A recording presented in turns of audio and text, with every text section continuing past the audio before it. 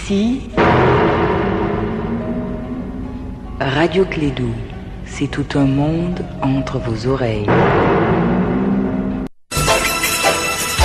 Radio Clédou, le journal, avec Sotelma Malitaire. Être libre, ce n'est pas seulement de se libérer de ses chaînes, mais c'est de vivre de façon à respecter et à renforcer la liberté des autres. Telle est la conviction de Nelson Mandela, dont on commémore aujourd'hui les 4 ans de sa disparition. Mesdames, Messieurs, soyez les bienvenus dans ce journal. Tout sauf Ibeka en 2018, ces mots sont de Moussa Sinko Koulibaly, ce général qui a démissionné ce week-end de l'armée malienne.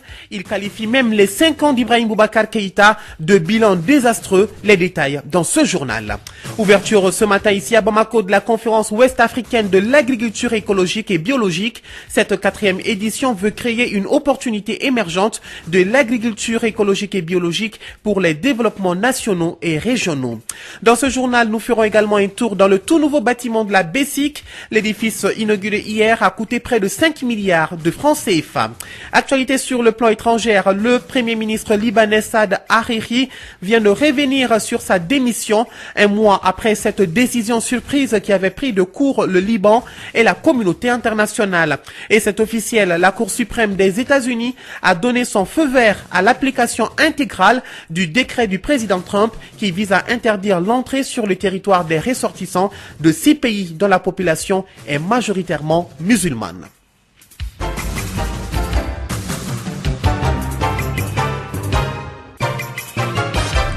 Bonjour à toutes et à tous et bienvenue dans cette 2e édition de Clédou Info. Débat houleux à l'hémicycle il y a quelques moments. L'honorable Mamadou Awa Gassama, député Elia Yelimane, a interpellé le ministre des Affaires étrangères et de la coopération internationale. L'interpellation portait sur la situation des migrants maliens en Libye. Des questions qui ont été répondues par le ministre pour la grande satisfaction du député de Yelimane. Mais ce qui aura retenu l'attention au cours de cette séance plénière, c'est l'altercation entre l'honorable Mamadou Gassama et l'honorable Tembiné. Un mot mal placé prononcé par l'honorable Tembiné envers Mamadou Gassama a constitué un trouble entre les députés jusqu'au moment où l'honorable Tembiné accepte de retirer ses dires. Vous le savez, le général Moussa Sinko Koulibaly a démissionné de l'armée malienne. Dans une interview accordée à notre reporter Kassim Traoré, le général démissionnaire qualifie le bilan du président de la République de désastreux et dit, je cite, « Nous ne pouvons plus nous permettre de vivre 5 années encore avec cette gouvernance. » Moussa Sinko veut se lancer dans l'animation d'un mouvement national dans l'unique but d'empêcher le président Ibeka de briguer un nouveau mandat. Les précisions avec Kassim Traoré. L'esprit de Alioune Blondin Beye a germé autrement dans la tête du directeur de l'école qui porte son nom à Bamako. Du maintien de la paix à la politique, il n'y a qu'un pas que le général Sinko vient de franchir. En fait, ma démission est motivée par mon souci de pouvoir contribuer, trouver des solutions aux différents défis auxquels le pays fait face. Je pense qu'avec l'expérience que j'ai eue, en particulier au ministère de l'administration territoriale, je pourrais aussi contribuer aux questions électorales, question d'association de partis politiques, etc. Donc, j'aimerais me donner les moyens de pouvoir faire ces activités en n'étant pas limité par les réserves imposées par la qualité de militaire. Sa lettre de démission est une motivation personnelle. Le général se dit désormais prêt à servir la nation à travers des activités politiques. Disons que je suis avec tous les Maliens aujourd'hui qui pensent que nous devons donner un nouvel élan à la démocratie malienne, que nous devons changer la gouvernance ici au Mali. Donc, on se dit forcément il y a des échéances, il y a des rendez-vous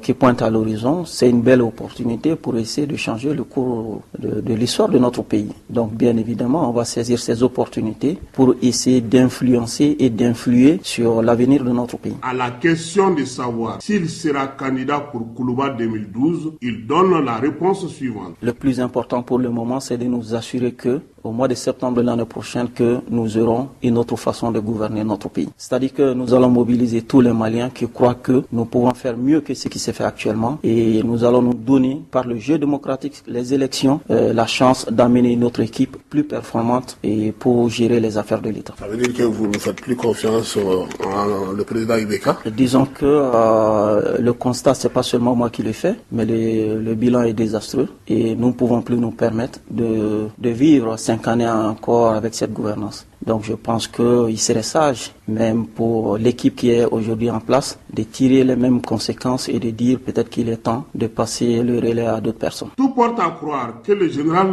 Moussa Sinko Koulibaly est avec d'autres personnes. Même si les noms ne sont pas dévoilés pour le moment, les jours à venir nous édifieront plus davantage.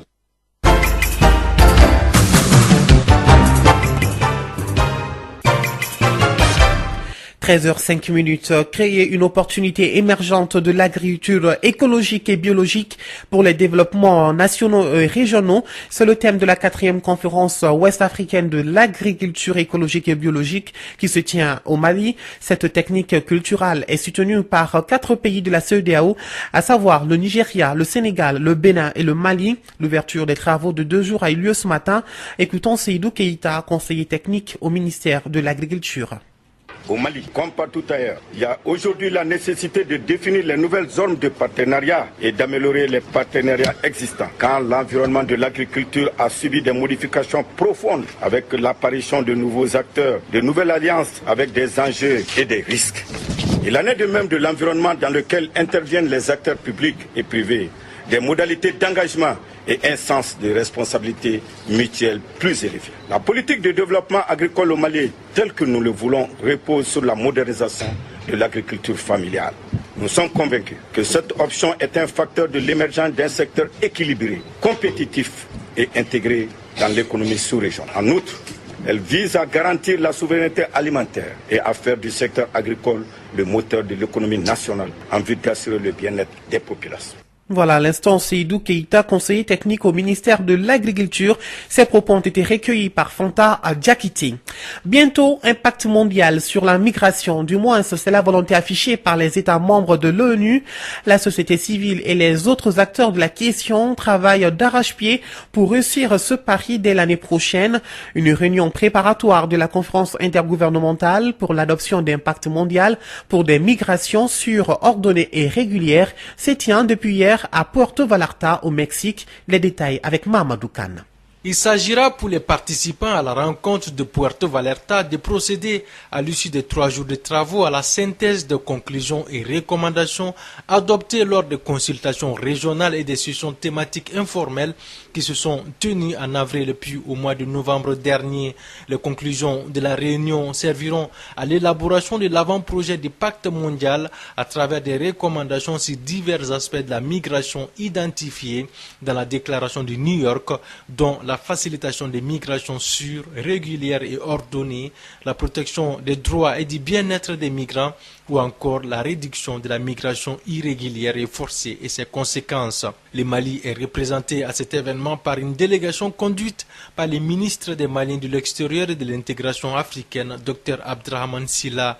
Il s'agira pour la partie malienne de défendre la position commune africaine, mais aussi de renforcer son rôle de leader régional dans le cadre du dialogue international sur la migration dans le domaine de la coopération internationale en matière migratoire. L'objectif pour les autorités maliennes est d'identifier des éléments concrets, des modèles et d'éventuels engagements réalisables dans la perspective du premier pacte mondial qui sera adopté lors d'une conférence intergouvernementale prévue avant la fin de l'année 2018. Hasard de calendrier, la rencontre de Puerto Vallarta au Mexique intervient quelques jours après la diffusion d'une vidéo sur la vente des migrants subsahariens en Libye comme esclaves.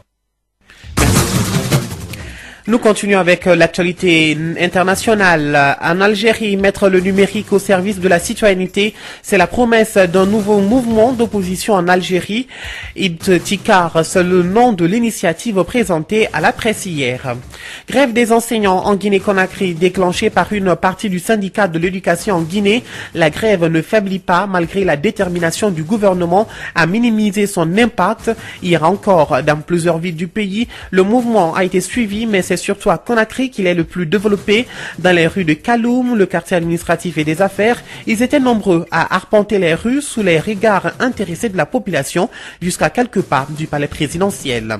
En RDC, le projet de loi électorale a été adopté la nuit dernière. L'opposition n'a pas participé au vote et en l'absence de consensus, certains députés nationaux, dont Henri Thomas Lokondo de la majorité présidentielle, ont décidé de saisir la Cour constitutionnelle pour inconstitutionnalité. Il y a 4 ans, je vous l'annonçais dans les titres, ce mardi 5 décembre, que Nelson Mandela est décédé. Mais hier lundi, la médiatrice de la République sud-africaine a publié un rapport de 300 pages qui vient ternir cet anniversaire en révélant la mauvaise gestion et les faits de corruption entourant les funérailles de Nelson Mandela, dont les coûts ont complètement explosé. Plus de 18 millions d'euros ont notamment été puisés dans un fonds pour le développement de la région rurale du Cap oriental afin de financer cette cérémonie nationale. L'Égypte a exprimé sa vive préoccupation à l'égard de la détérioration de la situation au Yémen après l'assassinat hier de l'ex-président Ali Abdallah Saleh par les rebelles Houthis, une préoccupation motivée par des intérêts stratégiques et économiques. Et puis on vient de l'apprendre, le premier ministre libanais Saad Hariri est revenu aujourd'hui sur sa démission, un mois après cette décision surprise qui avait pris de court le Liban et la communauté internationale. Le Conseil des ministres a remercié le Premier ministre donc d'être revenu sur cette démission. La Cour suprême américaine valide le décret anti-immigration de Donald Trump. Dans une décision rendue hier, la plus haute instance judiciaire américaine permet l'entrée en vigueur du décret présidentiel, même si des procédures judiciaires sont toujours en cours. C'est une victoire pour Donald Trump.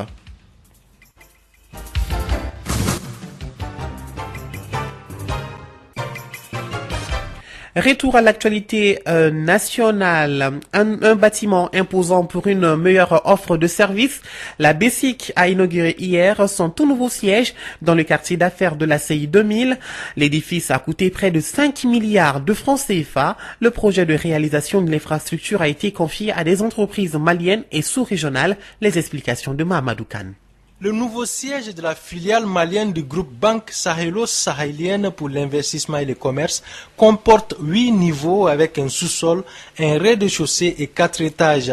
Son architecture allie parfaitement modernité et tradition avec notamment un clin d'œil au style sahélo-sahélien. La BESIC de son ouverture à nos jours a injecté plus de 10 milliards de francs CFA dans les investissements, soit 4 milliards 820 millions de francs CFA pour la construction de nouveaux sièges et plus de 5 milliards de francs CFA ont été investis dans les agences de Bamako et des régions ainsi que dans les équipements informatiques. En près de 14 ans de présence au Mali, la Banque sahélo-sahélienne pour l'investissement et le commerce a investi 800 milliards de francs CFA dans les domaines de l'agriculture, l'agroalimentaire, les hydrocarbures ou encore le commerce à l'import et l'export. Né de la vision panafricaniste des leaders et chefs d'État des pays membres de la CENSAD, la BESIC est une institution bancaire régionale au capital de 491 milliards de francs CFA répartis entre les 15 pays membres de la communauté des États sahélo-sahéliennes, dont le Mali. En tout cas, beaucoup de chiffres, Mahamadou Kane. Et c'est la fin de cette édition. Merci à vous de l'avoir suivi. C'est une présentation de Moussa Papaïdara. La mise en onde a été assurée par Fatou Fall. La jeune équipe du Desk Sport se prépare et elle sera là tout à l'heure. Une jeune équipe conduite aujourd'hui par l'international malien, Sékou Kone. Et moi, je vous dis à très bientôt sur cette pensée du jour qui nous vient de Nelson Mandela. Rassurez-vous, cette pensée existait depuis.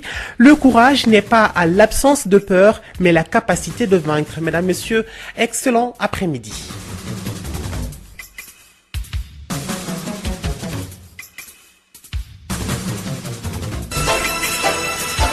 Radio Clédou, le journal avec Sotelma Malitaire.